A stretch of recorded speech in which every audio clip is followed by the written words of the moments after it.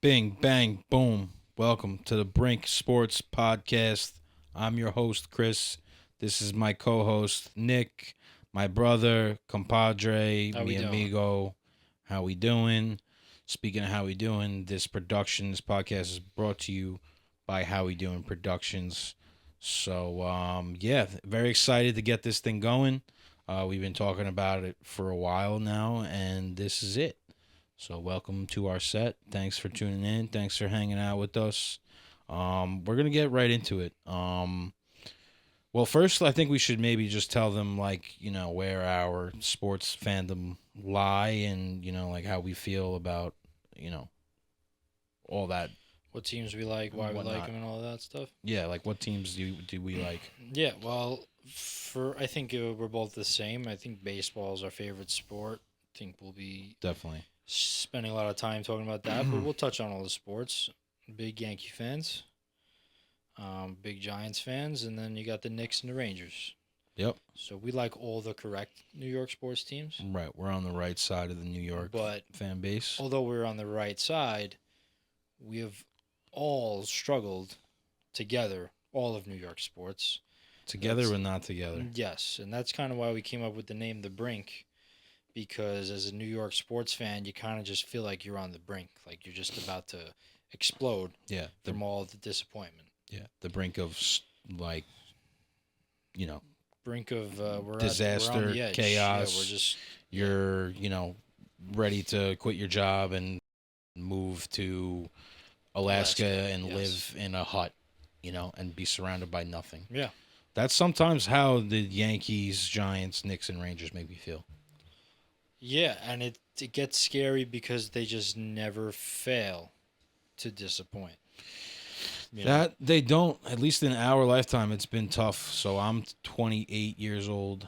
You're 26. 26. So, We've seen a championship from the Yankees and two Super Bowls with the Giants, but we were young for all of them. Right. It was cool to experience it as, a kid. That's ultimately like when you want to have it. Yeah, but But now as an adult, it's like you want to be able to enjoy it. you want to know what it now. feels like. As you're a big, not that you're a bigger sports fan when you're older, but you understand more of the sport, and you can be more infatuated Yes. with the background and the Y- free agency and all that Yeah, stuff. you know more of what's going on, what it took. You don't really know what it took to get there, but you have a better idea of what it took to get there.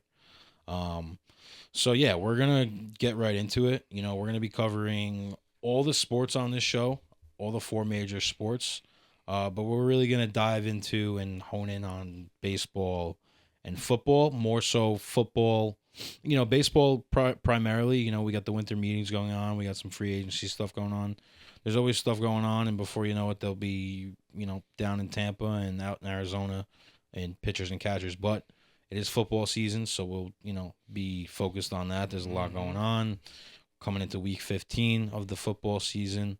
But yeah, so it's mainly going to be Yankees, Giants, Knicks, Rangers, and we'll also cover the entire league, Yeah, all the leagues. yeah. We'll cover the other New York sports teams when they're in the headlines and stuff like that. Yeah, so I think we could start with baseball.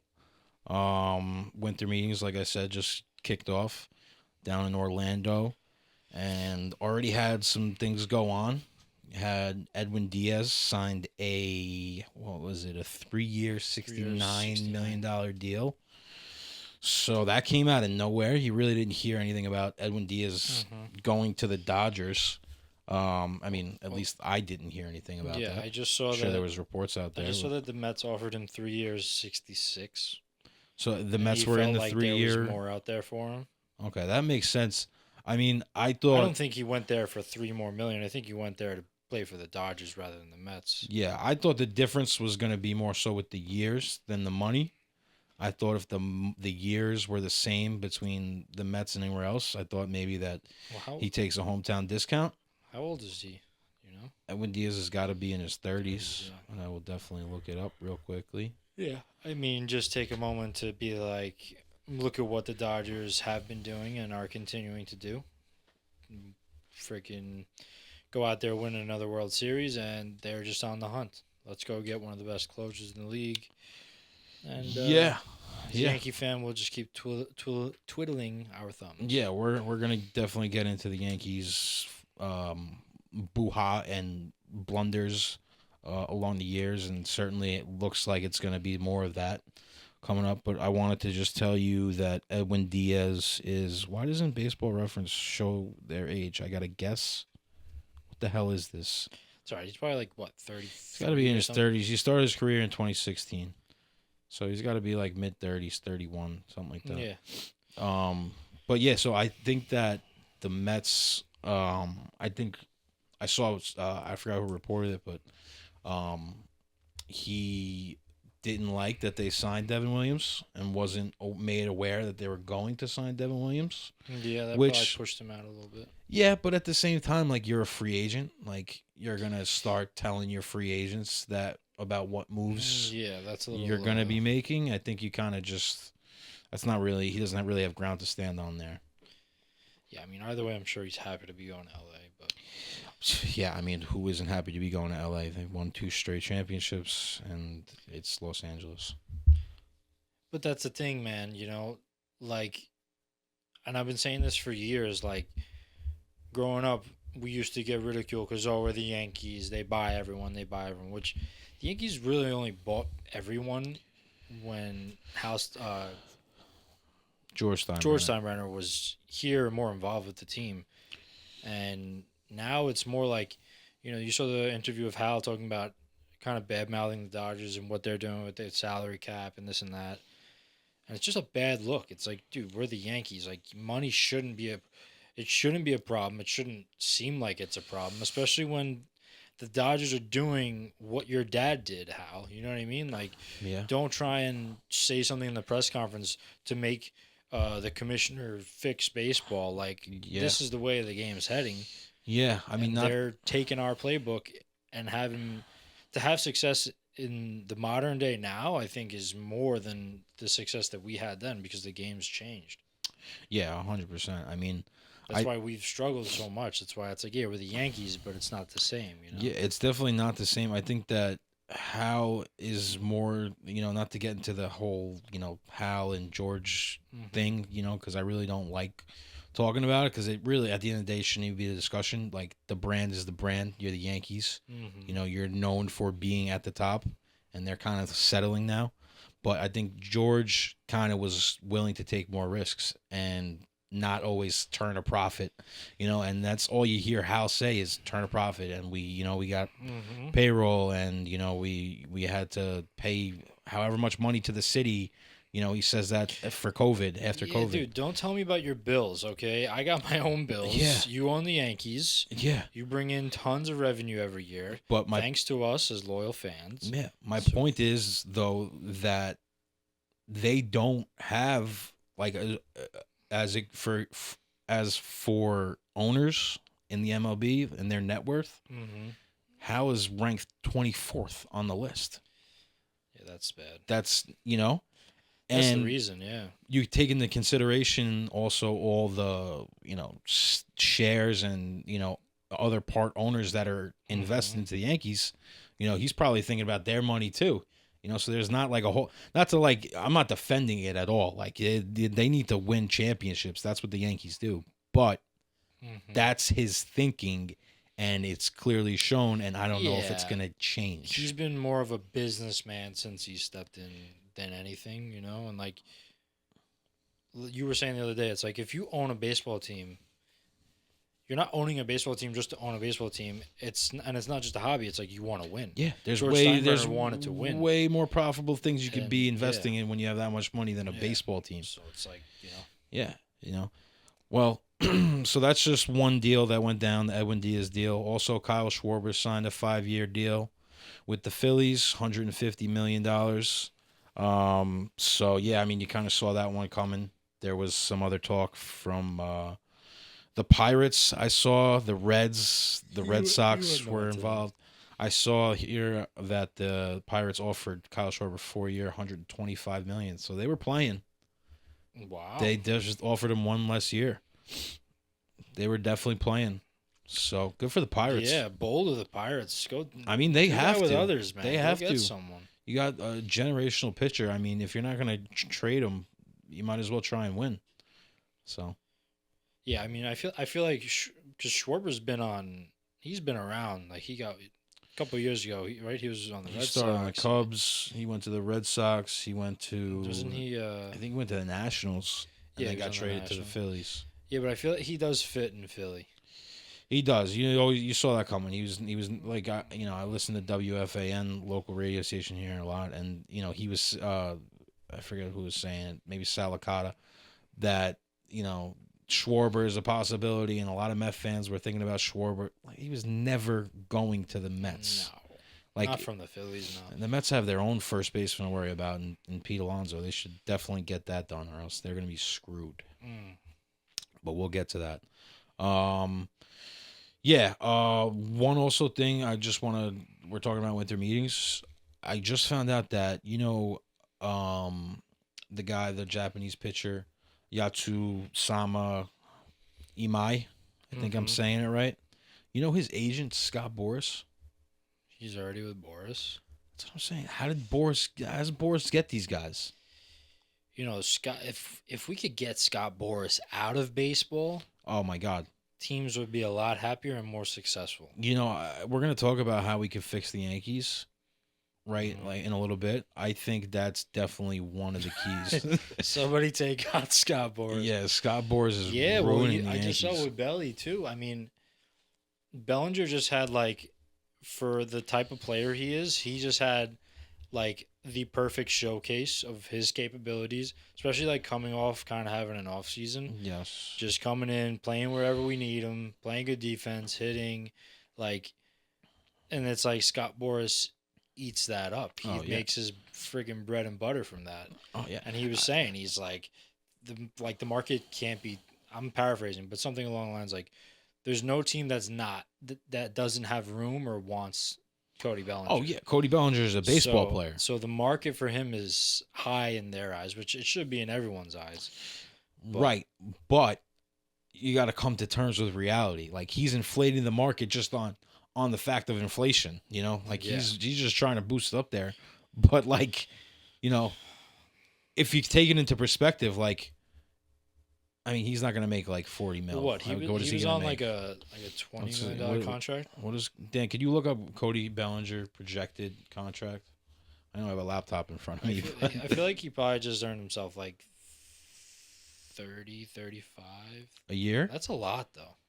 He's probably in the range what he wants, of 30 to 35. Yeah. I think he was on a $20 million contract. Yeah. I mean, they're talking about Tucker getting 400.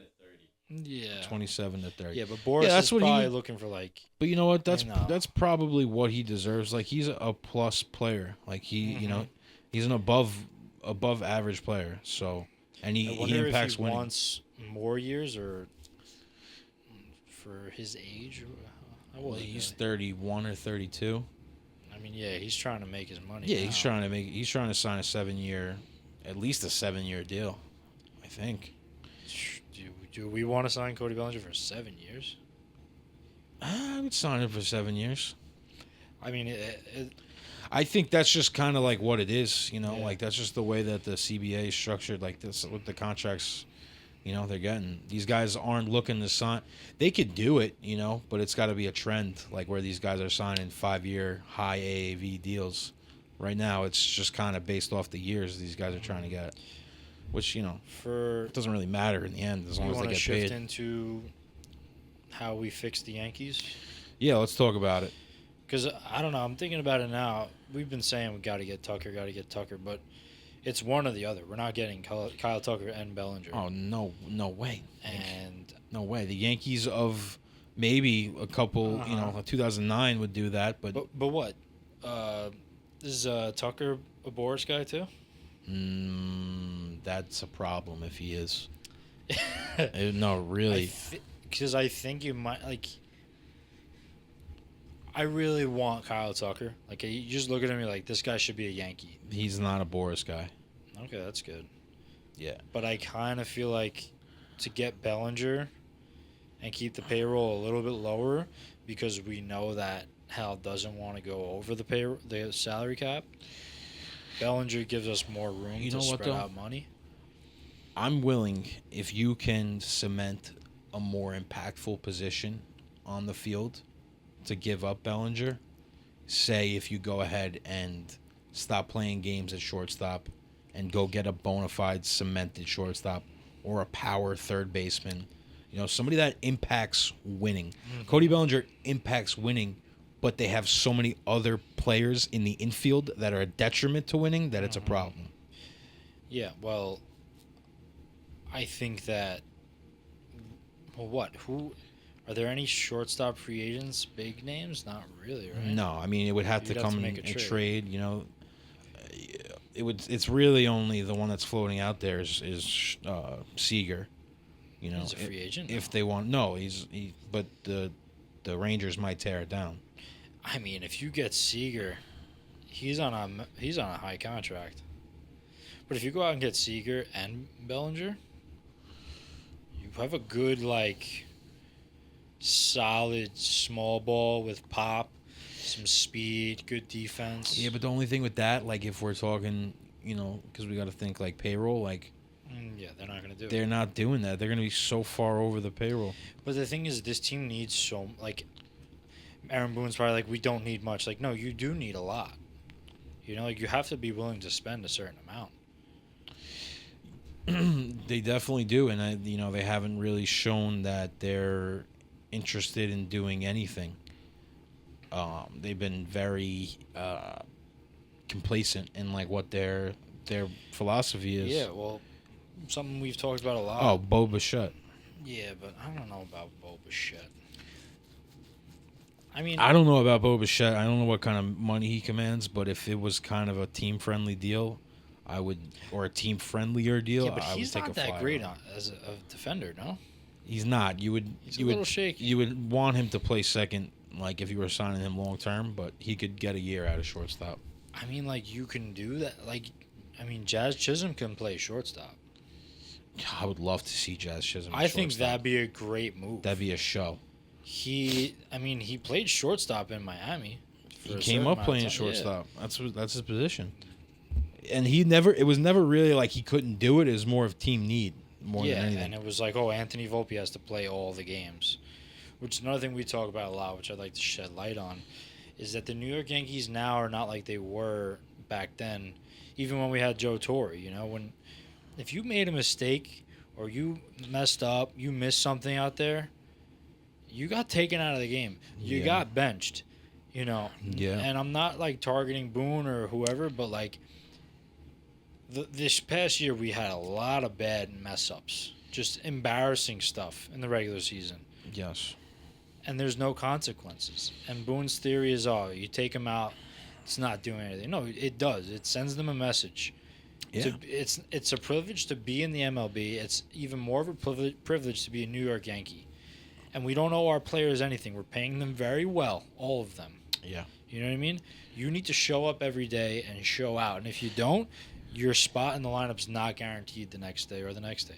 That's how you got to coach the New York Yankees. I don't care who you are, what your name is. And not only the New York Yankees, that's how you coach any team. Yeah. That's how you do it. And the Yankees have been so into the optics of things and how things look and the political. They've been such a train wreck, in the midst of winning, and that's what they hold on to, But the real true Yankee fans know that this has been torture ever since 2017, ever since the baby bomber core came up, and we've been this close every year. Anthony Volpe, it's not like labor. It kind of is like labor, but some guys you still hold out, right? You don't know. He might, Dominguez right now, right? You don't know what he's gonna be yet. He's shown signs, this and that.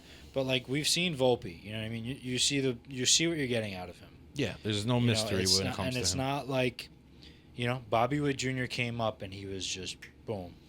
Yeah. I'm not saying everybody has to be like that, but you have to get to that point within the first 2-3 years, or your job as the shortstop for the New York Yankees shouldn't be secure. Yeah. Well, no, back to kind of piggybacking off of what I was saying before, it's different. It is different to be a shortstop for the New York Yankees as a rookie and be a shortstop for the Oakland A's as a rookie. Yeah, or 'Cause the Royals. Yeah. You could come up and you can Sacramento A's. Sorry. You can take your time, and the guy's not gonna get booed out of the stadium if he goes 0 for 5 every night. You know, Yeah. with the Yankees, you can't do that. You can't really let these guys develop, and I think that's partially why they hold on to these guys so much, and they don't really call them up. And the ones that they do, they kind of are like, like kind of, they don't want to be like made a fool for making that decision, and going back on that decision. The Yankees are very hesitant to give guys a shot. Yeah, they're very into the optics of things, and I think that the number one thing should be winning. That's that's what I watch sports for, is to see my sports teams win. I don't watch them to see them. Yeah, they're trying obviously, and they're doing their due diligence, but the rest of the league's laying it out for them. The Dodgers just won the World Series. They go ahead and sign the best closer on the free agent market. Yankees got knocked out in the first round, and they're ready to roll out Jason Dominguez in left field.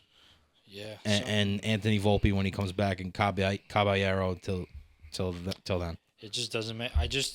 The past stuttering like a baboon. Every year we go in like, you like the lineup, you don't like the lineup, whatever, but there's always question marks. And it's like, okay, at the deadline we might need an infielder or a relief arm, this and that. It's like, don't go into the season with question marks. The Dodgers don't go into the season with question marks. They go into the season with freaking reinforcements of veterans that are going to be on their bench all year. Yeah. Or a 6th and 7th guy in their rotation that would be a freaking 2nd or 3rd starter on any other team. Yeah. You know what I mean? Well, like, why? Why can't we do that? Yeah. I mean, we're going to have a lot of time. Trust me, we're going to be talking about the Yankees a lot on this show. Yeah. But just to kind of tie up or, wrap up everything we were just talking about, I think the real problem just lies in the philosophy of the Yankees and the fact that they're just complacent and they don't really care to make these big moves, like because they feel like they're smarter than everybody else in a way, and I think that they kind of need to be a little bit more humbler and just because for a while it was the Yankees are so ahead, their analytics department, their farm system, and they're so ahead of everybody, but everybody's caught up. Everybody's caught up, and they're ahead by a lot, or at least it seems like that. Just because the way that they build a team is backwards. How do we go from we have no left-handed bats to now we're 2 left-handed in the matter of 3 years? It doesn't. What do we do? Well, how does that happen? It's I don't understand. Like me and you playing MLB The Show GM, like we would not do that.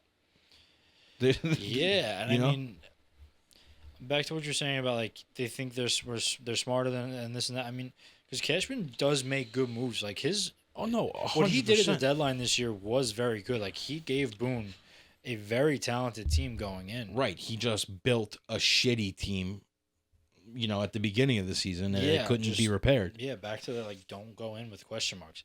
Like Anthony Volpe is a question mark. Yeah, he's not even a question mark. You know what you're getting. But that's a lot of their philosophy too, because they don't want to lose draft picks. They don't want to pay, luxury tax and stuff. So they'll go into the season with a team that's kind of up in the air. Hopefully their core players can win them enough games. They get to the trade deadline. They make some moves that get them right in it.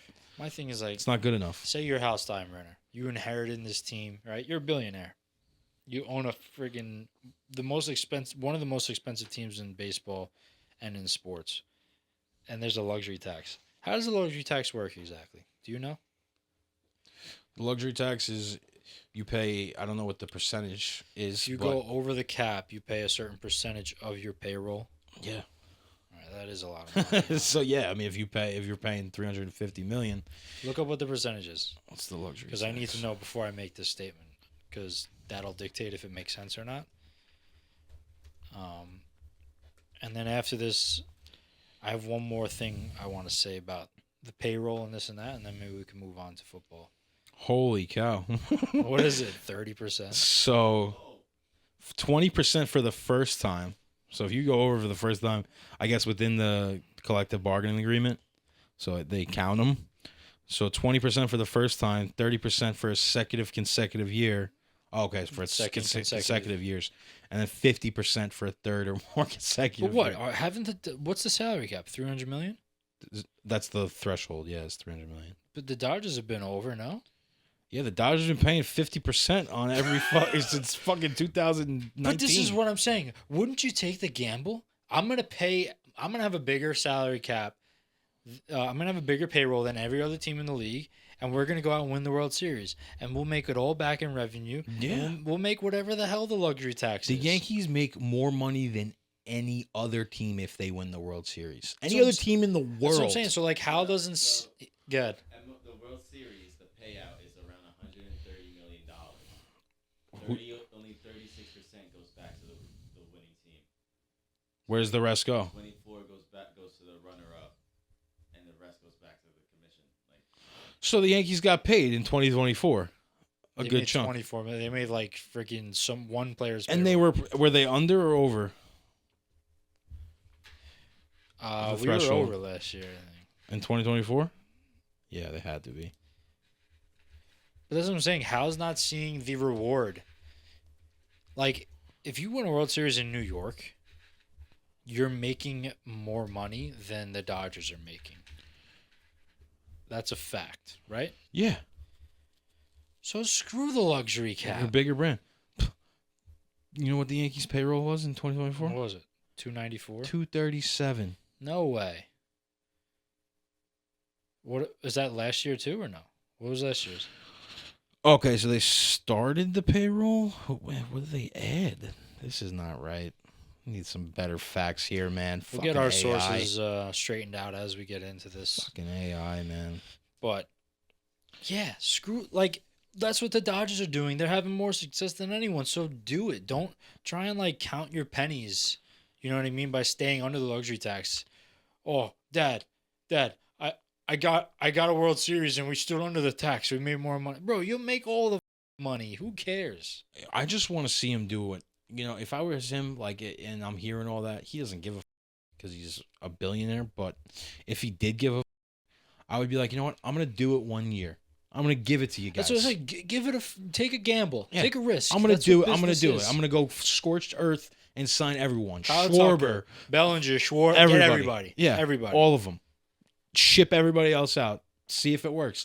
And then, you know, if I'm Hal Steinbrenner, I'm gonna say, hey, I just signed every top free agent out there, and we didn't win a World Series. But you know what? Then it's your GM. Exactly. That's what George would do, and that's what I was gonna say. Because like with Volpe wouldn't still be on the Yankees. If you didn't perform, you get rid of him. I'm management, general manager. I'm getting you all the best guys. If you can't win, I'll get someone else that can. Yeah.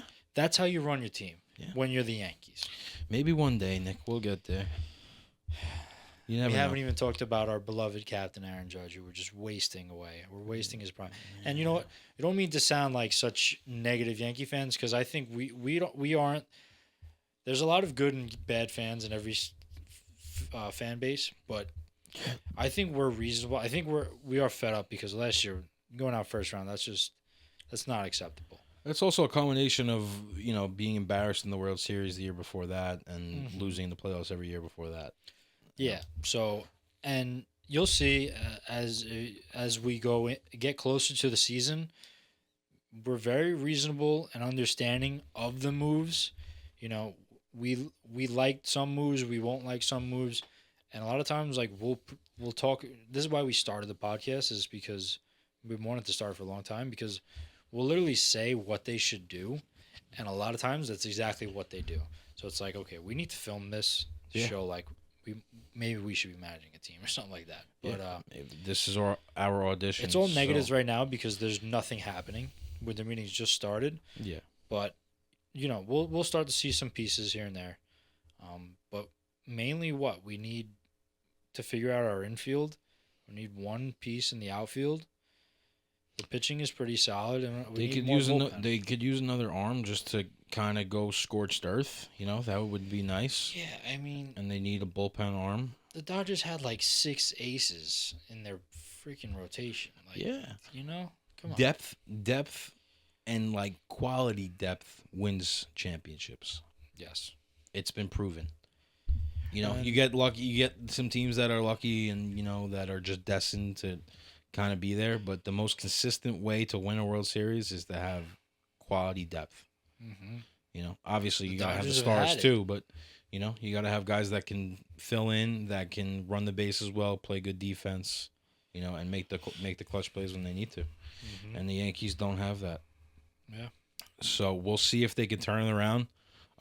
We'll be right there through every step of the way. Yeah. Hopefully by next week we got a little good news to talk about. Yeah. So I believe we got a little voicemail, something we're gonna do on this show. Caller. We got a caller, very first caller on the Brink podcast. Dan, you got it lined up? Yep. You gotta grab headphones. Okay. We're gonna have to put on our trusty headphones here, Let's see what Buffy has to say here. and let's see what he's got. Damn What's right. up, boys? This time How you down. doing? Keep it moving. I want to talk about the MVP of baseball. First off, why is there an NL and AL MVP? It should just be the MLB. It's the dumbest shit I've ever seen. The AL MVP should be Cal Raleigh, not Aaron Judge. Aaron Judge course this looks like is he's a his take. man-made human weapon, while Cal Screw Raleigh this. looks like he's a certified forklift driver at your nearest Home Depot. The big dumper should get the MVP. That's his take. Okay. All right. Well, All right. Lot to unpack there. lots of love for you. Thanks for calling in. Thanks, Buff. Appreciate But it. yeah, let's get on the first question. I kind of agree. As baseball stands now, as baseball was in the past, the reason that there is an AL and NL MVP is because the other two, the leagues didn't play each other for most of MLB's time. Only interleague play only came into the MLB in around the 90s. So for that long, it was strictly you'd play teams in your league until the World Series. So that's why that. But now there being interleague play, the teams within the divisions don't play each other that often. There's a little more balance to the league. Everybody's playing each other. Everybody sees each other. I think there could be one MVP now. Yeah, I mean, the interleague play definitely supports that argument. I think the MLB is, I feel like they're reluctant to make change on stuff like that. It's like, They've shown they've made some change. I think that it's like they get to give out more awards, and it's more like build more legacies and this and that. Yeah, you could promote 2 MVPs instead of 1. It's good business. Pretty much. But I mean, I think that it could be, Yeah, one I mean, MVP. every other sport has one MVP. Yeah. It's a good point. Yeah. I never really thought about it too. And to get to your second point, I mean, MVP is already over with. He already won it. So, I mean, you could, say that all you want, and he's got a big butt and all that. That's all great and dandy, but Yeah, I mean, to me, when I think about MVP, like you can think about how Judge got robbed in 2017. I don't really look at the only player you can look at position with, in my eyes, is Ohtani. Okay, he does both, this and that. So no one's gonna win an MVP in the NL for another 3 years at least. But because the argument with Riley was he's a catcher, and it's not like you're recruiting a team for who wins MVP. You know what I mean? I look at stats. I look at average hits, home runs, RBIs, slugging, all that. OPS. yeah. And Judge's stats clobber anyone. Yeah. I think Cal Riley had more hits. No, he had more home runs, obviously, and a couple more RBIs. But all the percentages Yeah. belong to Judge. Yeah. I mean, that's the argument for Cal Riley. Well, there's a couple arguments. And also, like, when Judge got hurt, the Yankees were, like, borderline about to sell. Yeah. You know what I mean? Like, if that doesn't show he's our MVP, what does? Yeah. He's the most valuable player on the team. Without him, we were going to sell and not be a contender. The argument for Riley was he was a catcher, and it takes a lot out of your body to catch however many games he caught and hit 60 homers and switch hitting. There's a lot to it, that it's a very impressive season. Like, don't get me wrong. Yeah. He's a great player. But when you go ahead, like you're saying, and you match up those numbers, it's not even close, dude. And I mean, like, I'm just, like, I've been watching baseball my whole life. I'm obsessed with the numbers. That's what I've been doing since I'm a little kid. Back of the baseball cards. Remember, who hit this, what year, how many RBIs, home runs, and these, man, just lost my train of thought. That's not good. Well, that's what I was gonna say. Is that's why baseball is like our favorite sport. I think is because the numbers don't lie. Like good. What I was gonna say was right. Numbers don't lie, and when It's you head to see head. when you see somebody bat 330 and hit 50 plus homers and have 100 plus RBIs, they win the MVP. Yeah, and like I know you got all the other stats now and WAR and this and that, but to me, and I don't know if that makes me like He an still old beats school all those baseball categories yeah, anyway. But I don't know if that makes me an old school guy. Like, but average is literally my favorite stat.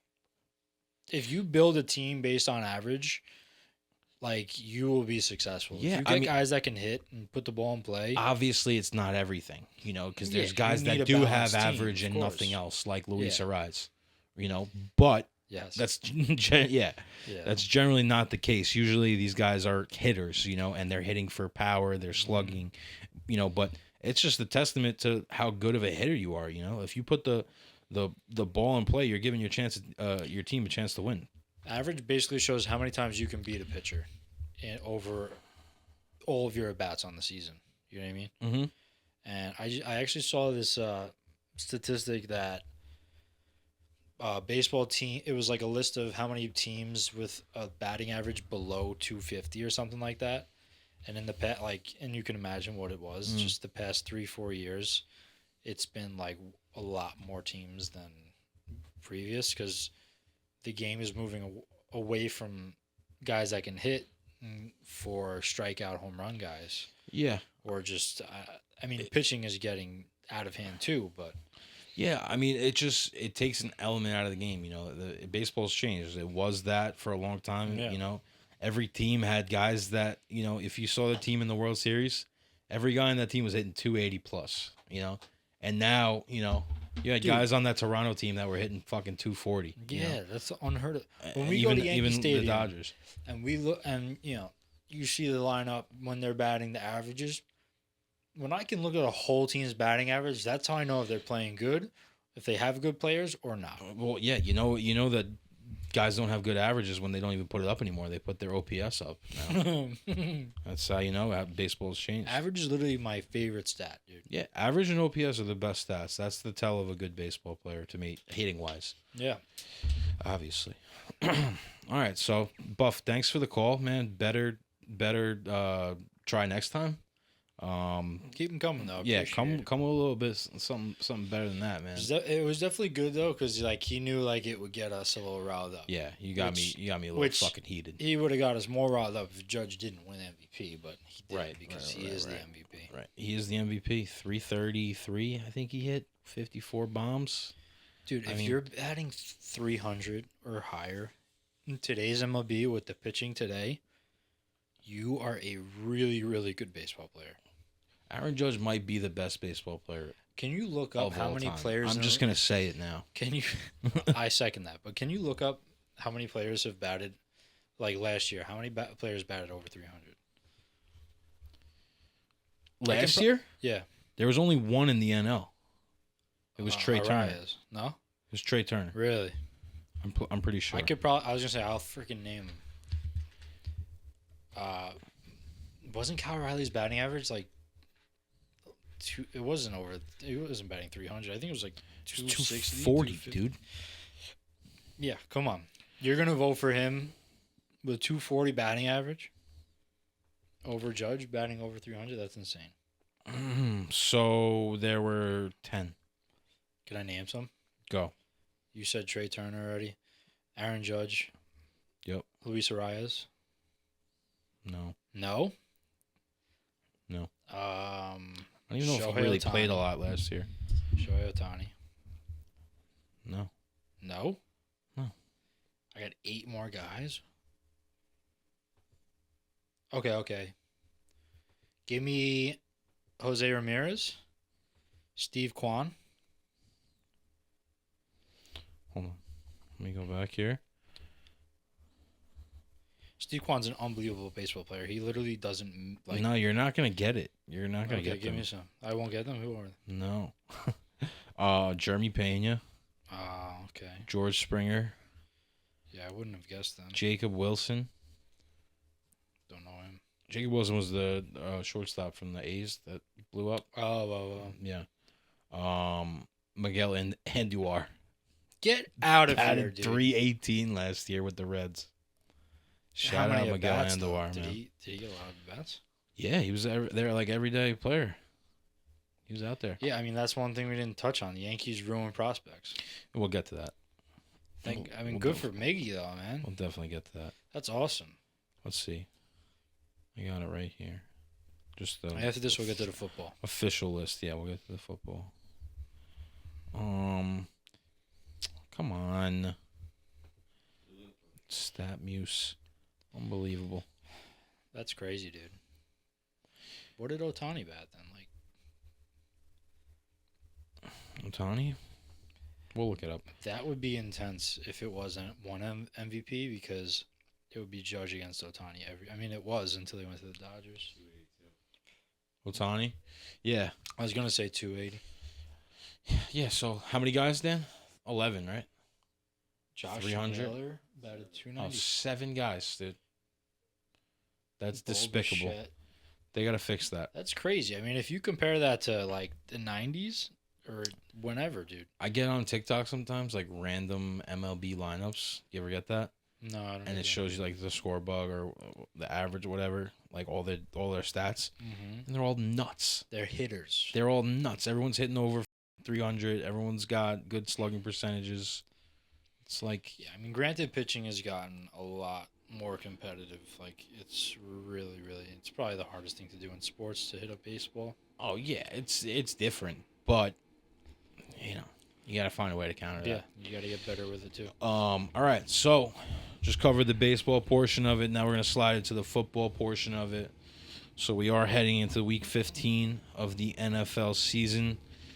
There's been some freaking craziness going on in the NFL. Yeah, You got a lot of teams that are in it that you don't really expect to be in it, especially at the top. You got the Packers and the Bears fighting for the number 1 seed, as well as the Rams up top. Rams kind of expected, but Packers, Bears. Yeah, shout out Danny's Rams. AFC, you got the Patriots at the top, just blowing every bad team out that they play. Notice how I said every bad team, because that's all they played is bad teams. That's Let's right. see how they do against the Bills this week. And then you also got the Jags at the top of the AFC South. I want to see the lines on that game. I will. The Bills are favorited, obviously. No, they're not going to be favored. They're not. Oh, I'm putting No. money on the Bills. Bills are not going to be favored. They're gonna crush them. Are they in? Patriots are Foxborough? 11-2. They're in Foxborough. That I don't know. That's a good game to bet. Yeah, that definitely is a good game. Well, I like it because it's kind of the start of a transition. You know, the teams that have been good for a while, that we've seen deep in the playoffs, are not going to be there. Yeah. You know, the Chiefs. The They're at Chiefs are. Foxborough. Okay. Yeah, that's a good bet. The Chiefs are out of it. You know, the Eagles are contending. Chiefs are out of it, but they're not out of it yet. They're not out of a playoff spot yet. No, they're out of a playoff spot, but I'm saying they're not out of it Like yet. in terms of being good next Yeah, year. because the Colts are going to fall off a cliff right now. And they're in the last... They're Is on the outskirts looking in. is Philip You got Rivers going to be their Houston. quarterback? Actually, they're probably out. But, yeah, Philip Rivers signed with them today. That is 44 crazy. years old. Came out of retirement. He's a grandpa. That is crazy. But That is. Philip Rivers is crazy. So if anyone could do it, he could. I'm excited to see him play football.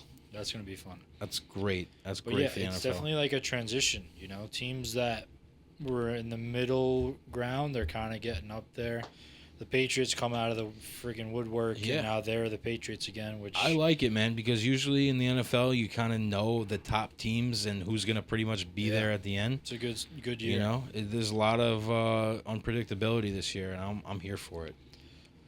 And then we got our Giants. So let's get into the G-men. Yeah, baby. I mean, not much to really cheer about this year. Except for the fact that we got that guy, 6, JD 6. Guy's a killer. I think He's a baller. we got one, man. And I think that's the. Well, I mean, they got some other guys too. They got Scattaboo. They got neighbors. If they could tag Darius Wandell Robinson, that'd be nice. Get him another year. And I think that all said and done, all things aside of this year, the Giants have a lot to look forward to. That could change in an instant if they hire the wrong coach, though. Yes. Yeah, we have a lot of, like, every year's the same, you get hyped up, oh, we got a good defense, this and that, and then they crush your hearts, hence the Brink. But we did get our guy. We got our franchise quarterback. Yes. Which, I was saying the other day, like, we had Daniel Jones for, like, 6 years. And each year we were like, oh, he might be able to. Which I think for him, it was just wrong place, wrong time. Yeah. Couldn't be successful. And, I mean, it's not him. It's the team. We can't build a team. Yeah, it's not him, clearly. Sucks he tore his Achilles, but he was doing great for the Colts. Yeah, I hated to see him do that. It really got me upset. But we have a franchise quarterback. We got Scattaboo. We got neighbors. We have some talent. We have some, like, potential super, like, star talent on the offense. On the defense, too. And, yeah, we got Abdul Carter going into the second year. Dart is going to bring a lot of this year's experience into next year, and we potentially will have the first-round pick. Right. That's kind of what we need to talk about. And, we can go out and get a great coach, and we can, like, be on the up and up if we do it right. Right. So let's play out this scenario. Let's kind of roll into the draft. First, we got to talk about, are they keeping Joe Shane? And for me, the answer is absolutely fucking not. Especially if they end up with the number 1 pick. Yeah, no, you can't. You can't let him. But you know what? He had a good draft last year. He did have a good draft. That might be a reason why they want to keep him. He's had 2 really bad drafts. He's had 2 really good drafts. So that's kind of where there's like a, you don't know really where to go with him. But God. I think they should, because they did take the right step forward by they cleaned house, they got a GM, they got a coach, and they are both from Buffalo. They've had success, so it was a good plan. But I think you need to do it again and get it right this time, Yeah, I don't think that Joe Shane should be able to make these picks just based off the fact that, he has had some questionable moves, some questionable draft choices. He's been good. He's been hot on the last 2, but those first 2 scare me.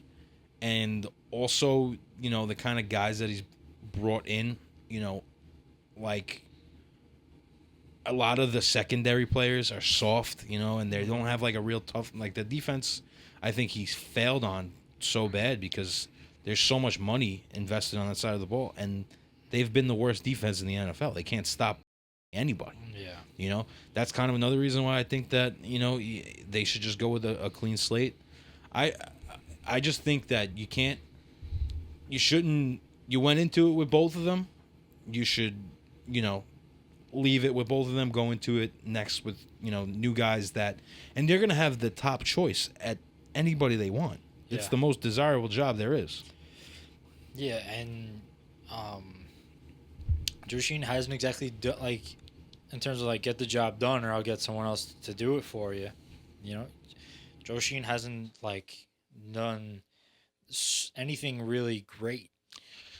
It's it's debatable because his free agent signings, some of them have been good, some of them have been bad. I just think it's the situation of it. I think that you're probably better off just starting fresh, letting some real football guys that know what they're doing, that have had established success elsewhere, real success, not assistant GM success, real GM success, and let them come in there with the number 1 pick and some shit up, Yeah. Because that's what they need. They can't mess this up.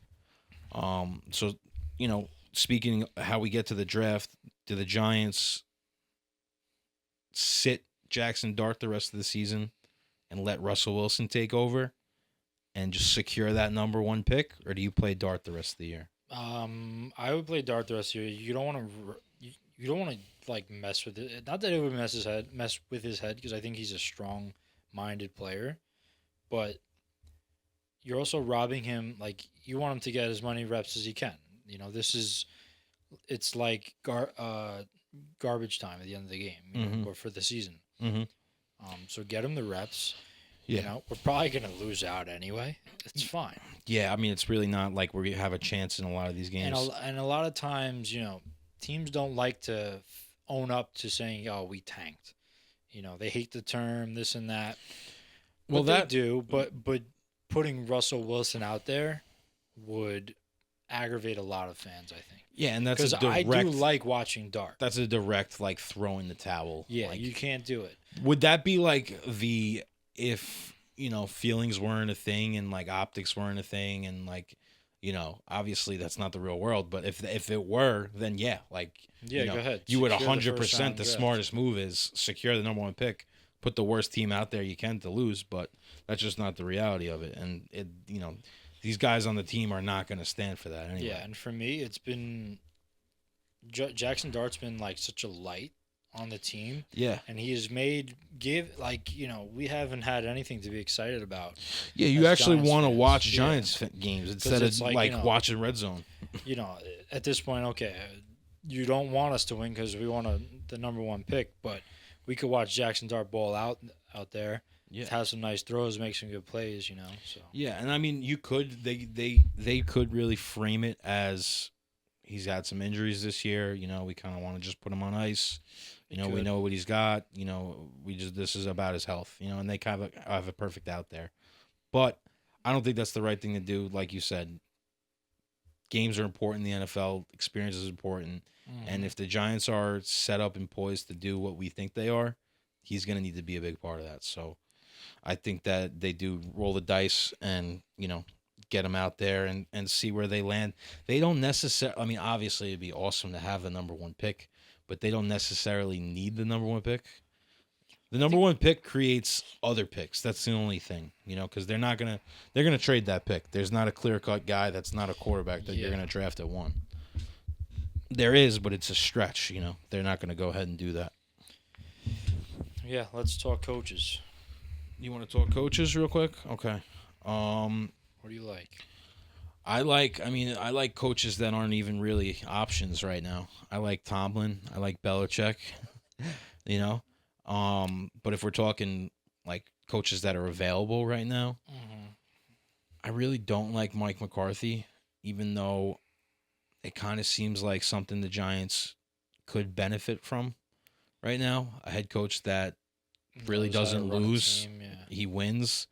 Granted, he's kind of fell into great situations, and he never really built the team from the ground up.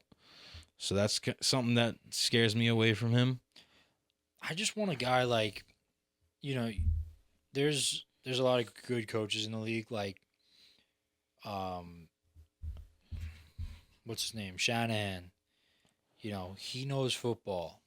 He got the Niners are good. They're here and there, this and that, but they've gotten to the Super Bowl. They've had success. Sean McVay, right? Fucking. Yeah. I can't think of the other guys. You just need guys to come in and set a culture, and this is how we do things, and we win when we do these things. That's the difference. If you could come in and say whatever you want and preach culture, but if at the end of the day, if you don't win games, culture's not gonna mean shit. I mean, Dable did that, and I thought, okay, this is the guy. They probably had an okay culture. They were just missing the winning, and that's the most important part, obviously. So if it's not, I don't like McCarthy. So if it's not one of the dream guys in oh my God, no, Dan, get this list off. If that's the number one coach. Who's It's just coaches that got fired. Oh, okay. I thought this was like suggestions. I was like, dude, no way are we hiring Shane Bowen to be the coach. If it's not going to be Tomlin or Belichick, one of those, fantasy guys, I would say I like Chris Shula from the Rams, defensive coordinator. Number one defense in the league. He's had that defense for quite some time now. Son of a former coach, Mike Shula. or maybe nephew. I don't know. But I like him. I feel like he's got the attitude that can work here if you're going to go on. Because I think if they're going to go the route of signing somebody that's not experienced in doing it, they shouldn't get an offensive guy. They should get somebody that could command the room and win football games and make the right clock management decisions and the right personnel decisions. You know? Yeah, I mean, I think you want a guy that you know you're going to have a good defense, you know? Because you could have a good OC, and, you know, if you have talent on the offensive side of the ball, you can score touchdowns. Yeah. But you need a good defense. Get your OC to be the guy that is the mastermind, you know? Yeah, and that's, dude, you know, that's what the Giants were when we won those championships. We had great Coughlin's is a defensive coach. Yeah. We had, like, a great defense, and that's, like, the Giants, right? Like, yeah, the Giants defense, like, you know, a lot of people, like modern day sports fans that are younger, don't know like the Giants as that, you know. Yeah. That's what we were.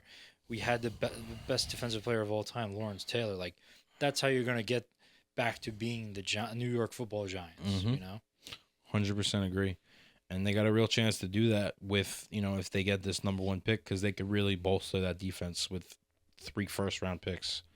You know, obviously they need talent on the offensive side of the ball, but they have a lot of money in free agency that they could trade fill those that spots. pick for a superstar, another superstar you can add to the offense. Excuse me, and then stack the defense with the other picks. Yeah, we'll see how it unfolds. Week 15. Real quick, just before we roll into the last segment here, if you had to predict a Super Bowl winner, who is it right now? Right now? Yep. It's going to be, like, people are going to give me shit for this, but I think the Bills are going to win this year. You think the Bills are going to win? I like it. Yeah. That's I think a strong pick. I've been saying it for the past couple of years, but I think this year they might be able to do it. The thing with the Bills is that I feel like their style of football, like when they go against good teams, they bury themselves early and they're just clawing back. And Josh Allen's that good that he does it every time, but for some reason it just never works out for them in the playoffs. But I would love to see it. Yeah, I think a lot of football fans would love to see it because they've been Josh so Allen close. is a great quarterback. He's like just one of the best to watch. He's so fun to watch, dude. So I would love to see them. I think the Rams got it. Yeah? Danny, I hate to tell. I mean, I'm glad to tell you. I think the Rams got it again. If people think the Patriots are winning, I think they're out of your mind. Yeah. The Patriots are about to get blown out this Sunday. And I'm betting a lot of money on the Bills. You should take an alternate spread.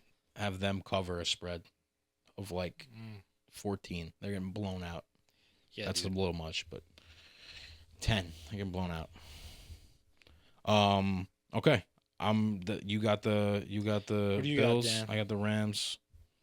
Obviously, I go with the Rams. There Me you and go. Dan are on the Piggyback. Rams bandwagon. Yeah, I just think that Matt Stafford is playing lights out right now. They got I'd love to see Stafford win again. They got great wide receivers. The defense is playing lights out. The offensive line is a unit.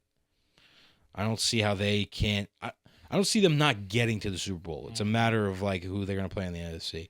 Because the NFC, I mean, we got the Bears, you got the Packers, the Eagles. Get out of here. It's shaky. I think that they're going to fly through the playoffs. But we'll see.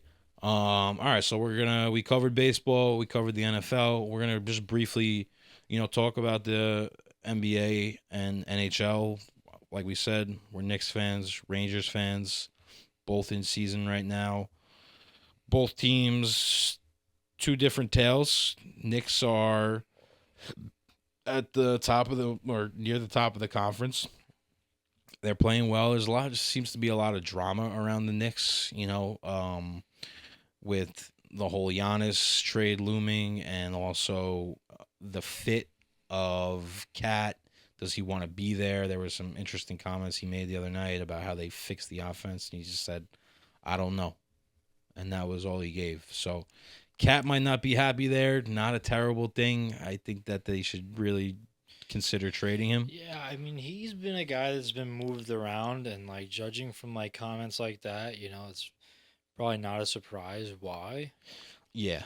I And mean, like, not to bring up the playoffs last year, but and he did have some big games, but he was unbearable to watch at sometimes. yeah. You know, Yep. his style of play is very physical, but it's very like Uncontrolled. it's messy and wobbly, and he's like holding on to people like to make the ref think they're holding on to him, and he got called for a lot of bad fouls, man. And He is a disaster in the paint. yeah, on offense he and rolls defense. on you, and He's not a winning basketball player, in my opinion. I think that he really stretches the floor. He's a great shooter. He's a big presence out there on defense, but he really plays small, and he can't switch with anybody. He kind of is just like a traffic cone out there. And I mean, the really only winning you get out of him is from his 3-pointers, which for a 7-footer seems crazy. But you don't need that from your. I know the game That's has what I'm saying. changed, but if you could trade Cat for Giannis, You need Cat needs to play alongside like a dominant center, somebody that's in the paint, he needs getting the boards, kicking it out to him, hitting 3-pointers. Like that's what Cat needs. The Knicks don't have. Mitch Rob is good, but he can't play. He's never on the court, and he's not that physical. He has no offensive game. So, Cat needs to go somewhere where he can be the second fiddle to the 5. Yeah, I think if you could switch him out with Giannis, I think you Well, do it. Also, God. Anthony and I were talking, cousin Anthony, saying that why don't you just trade Brunson? You want to trade Brunson? I'm not saying I want to trade him. I'm He's our just captain, bro. I'm just thinking about it. No, because the whole idea is to have Giannis and Brunson together. I know, but if you trade, because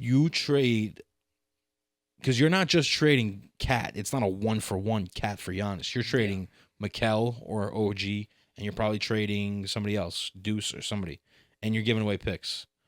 With Brunson, that's more of like a 1-for-1 than it is with those other guys. Yeah, but then we don't have a point guard. Deuce could run the point guard. Nah, I don't like that. I think the idea is If you could keep both Brunson, the wings, Cat, and you have Giannis. Come on, man. I'd rather have 2 guys that can go off for 30 in Brunson and one of them not being Cat. Yeah, but then you're gonna have nobody else. As long as we keep one of the 2 of OG or Bridges, I think that's I think in the playoffs we're a team to be messed with. That's tough. If they could hold on to I'd preferably Anunoby, I like I'd, that I'd better. like to keep OG, give up Mikael Bridges because you're getting a small forward. You know what I mean? Yeah. Well, he doesn't. He really plays the 2. Anunoby plays the 3. Oh, really? Yeah. Oh, yeah. Mm-hmm. But still, like, whatever. Yeah. I mean, we'll see. He's 'Cause hurt then- right now, so nothing's gonna happen for like another 4 weeks or Who's so. there, Giannis? Yeah. So, but I mean, he's gonna get traded. There's no way he's Because then staying. you'll there. have him. You'll have Brunson under contract, too, and then you got your defender in Anunoby. You have a normal center in Mitch Rob, not a shooting center, and then The Knicks feel like this is their best window to win the conference, probably, in more than like 15 years, ever since. They didn't really have a great shot to win the conference back then because of Miami. They have a great shot to win the conference this year with a depleted East. I think if they were to get Giannis, they have a legitimate shot to win the finals. Like us they getting can beat Giannis, OKC. that puts us back to like when we signed. I when don't we know if they traded can for beat Melo. them, but maybe. It's the same thing. Yeah. We haven't had. I mean, Brunson is great, but he's not, and he's almost there. But he's not the caliber of player that Carmelo Anthony was. That Giannis but is. Think about it. What NBA team has ever won a championship with their best player being 6 feet tall?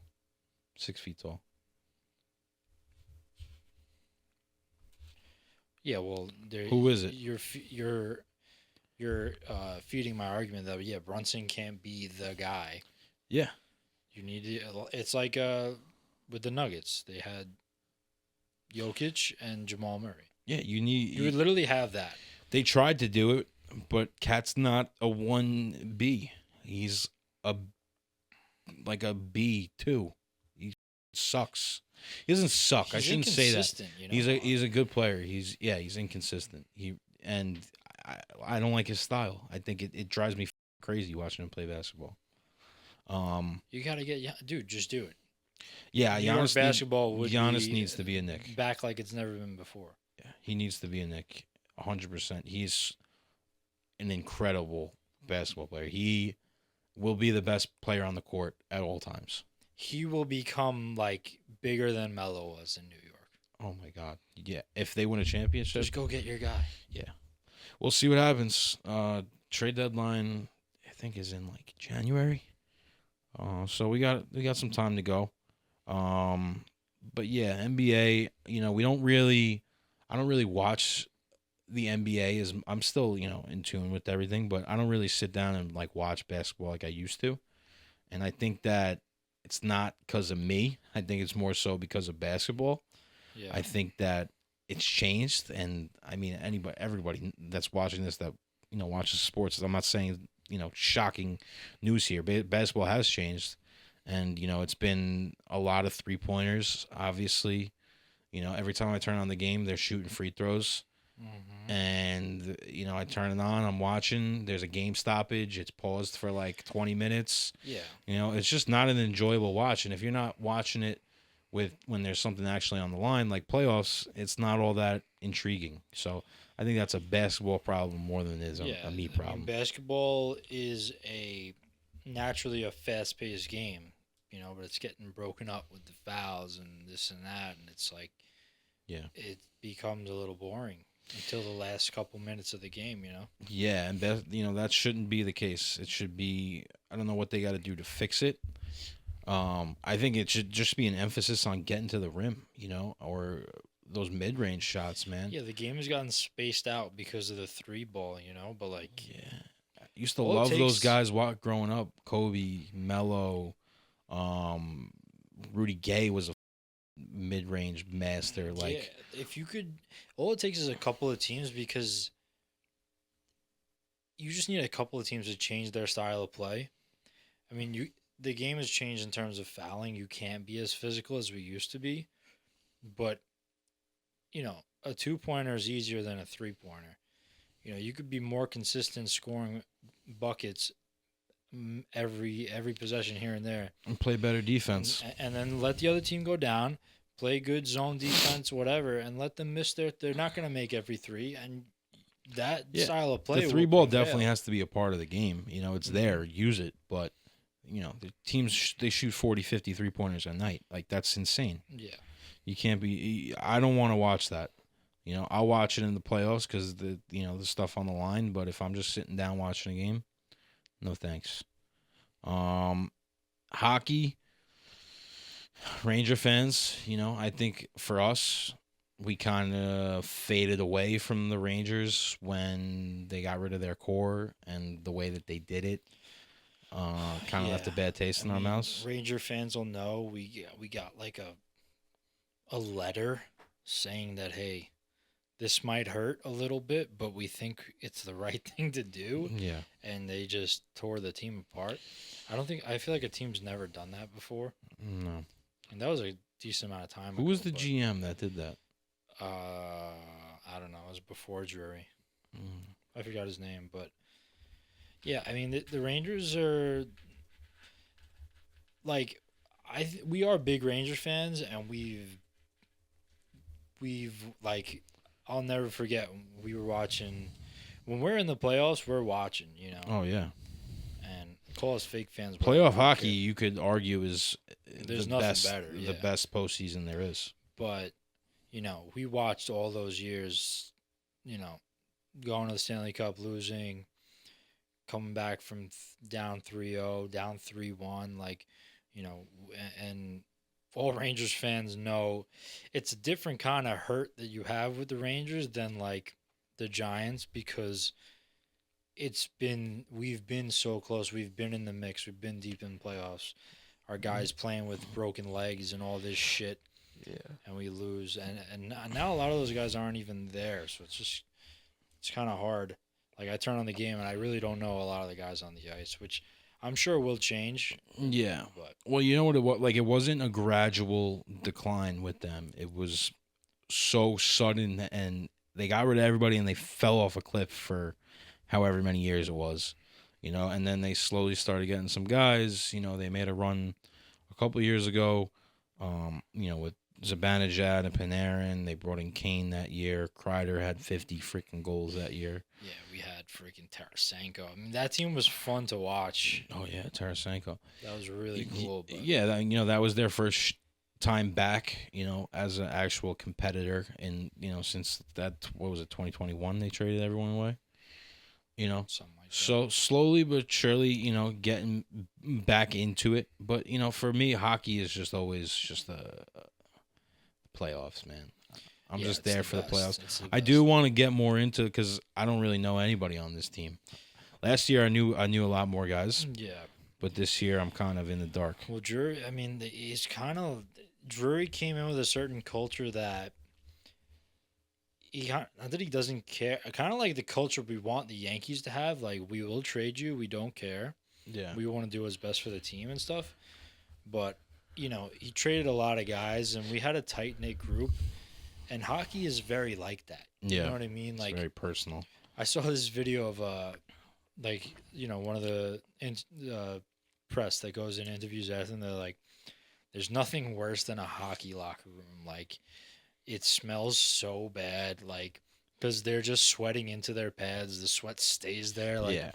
and it's like, but this is like to give you perspective, like what these guys go through. Like, they're a tight knit group. They smell their stench. Like, yeah. they joke around. They have their hockey lingo. Like, this is, it's a really tight thing, which goes for all the sports. But, Yeah, you just feel like hockey players are just closer on a team. yeah, I mean, Just and the way and that they talk. It's literally like tit for tat. Like football too, you're fighting for every yard and stuff. But like hockey, like, if you hit one of my skill players, like, I'm on this team to punish you for doing that. Like, that's my job, and I'm Yeah. gonna do that, and we're gonna continue to be close and get closer from that. Like, Yeah. there's a different dynamic, and he kind of tore that up.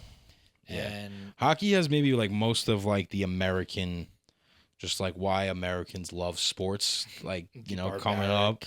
Yeah, Yeah. just like that it's like unfiltered. the Coliseum. Like, you guys could fight. It's part of the game. You Mhm. could punch each other in the face. That's awesome. Yeah. That You can't do that on the streets, but you could do it on the ice. yeah, you're fine. Wear some skates, you'll be good. But yeah, and the last straw for me was Kreider being traded. Yeah, that was tough. Because Kreider was literally the last piece from those teams that we grew up watching and experienced heartbreak with. So, kind of going through a little disconnect now, which, like, even my best friend Joe, like, biggest hockey fan I know, knows more hockey Yeah, than he's- anyone I know. Devoted. And he's even said, like, and I think a lot of fans that are on the brink, like, go through this. It's like, this team's hurt me so many times, and like this year was the worst, that it can't happen. Like, I won't let it happen that bad again, even though if we get close, it will happen again Sure. if we don't win. Yeah. But it's kind of like that for hockey with me, which the Yankees have been like a little bit too, but I just care too much about the Yankees. Yeah. But Yeah. yeah, I think that's where the Rangers are they got to figure things out. They're in a rut right Yeah. now, for sure. But I don't know exactly and where they we are have in the standings. but- Igor, who's like a generational goalie, and we're wasting him. Well, that's kind of been the tell of their tale, the Mhm. Rangers, for the past 25 years or so. Yeah, Henrik Lundqvist not winning a Stanley Cup is just Yeah, one of where the you got worst the things in Rangers sports. stand? They're hanging around. 15, 12, and 4. Not terrible. Yeah, I mean, it's a long season. Like, we might get some pieces at the deadline. Who knows? But We'll see. 34 points. They're in it. All right, yeah. So, I mean, like I said, we're going to be touching on all these sports. Maybe not every time. We're Yeah. kind of just going to want to give you guys the stuff that's going on. You know, we're definitely going to try and get some takes every week from some outside perspective, keep it fresh, you know. But like I said, we're mainly going to be focusing on the Yankees, the Giants, but anything that's going on in the sports world, we're going to cover. And, you know, I'm excited to do so. We just kind of wanted to go over everything to show you guys our range, you know, and, you know, kind of show you where we lie in our sports fandom. Yeah, this has been because like I feel like as we've been going through this, I feel like a lot of sports shows are more talking about more specific topics, which I know we're gonna get to. I think we just wanted to like it was a little more broad, just to like kind of like you said, see where we lie with each team and sports, and you know our opinions and how we think about stuff. And we have a good dynamic as brothers and like just talking about sports. So look forward to showing you guys that. Yeah, for sure. We also didn't introduce Dan because we're used to him being here because we also do the How We Doing podcast, which is Dan is the top producer here at How We Doing Productions. yes, he's our 1A producer. Hop over, pull up to the studio. Yeah, so only time if you guys are interested. what are you telling them? we don't know what he's talking about. Nonsense. But yeah, that's Dan. We'll show you. He'll be chiming in. Yeah, for And, sure. He's This was fun, man. I look forward to doing it every week, and yeah. you know we'll get more into the nitty gritty. Yeah, absolutely. We're gonna come back with you know some more topics that we're gonna you know stick to. Like we said, we just kind of wanted to show you guys what we got, and hopefully you enjoy. Hopefully you tune in next week. Like, subscribe, all that good stuff. Check out the How We Doing podcast as well. We're on that too. How We Doing Productions, baby. Appreciate you guys hanging out with us. If you did, we'll see you next week on the Brink. Yeah, comment anything if you don't like what we said or you do like what No, we don't said. comment like Yeah, that no, shit. it's good. We're going to debate sports. You know? Oh yeah, like that kind of shit. Yeah. See you next week. Have a good